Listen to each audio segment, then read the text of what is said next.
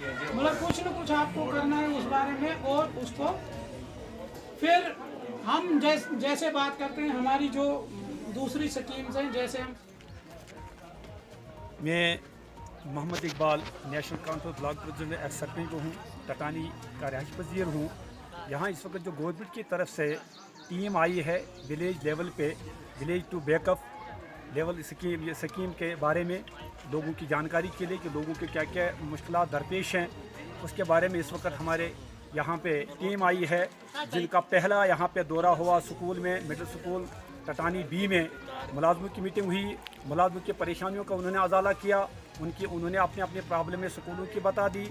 इसके साथ ही वो अब दौरा करेंगे, स्कूलों की विज़िट करेंगे कि किस स्कूल की क्या पोजीशन है, कौन सी बिल्डिंग खड़ी है, कौन सी गिर गई है, उनका दौरा करके उसके बाद कल जो है पब्लिक दरबार होगा। पब्लिक दरबार में लोगों के वसाइल होंगे जो लोग सामने पेश करेंगे, आइंदा आने वाले वक्त के लिए क्या क्या ज़रूरत है यहाँ लोगों की। इस टीम से फ़ायदा भी होगा।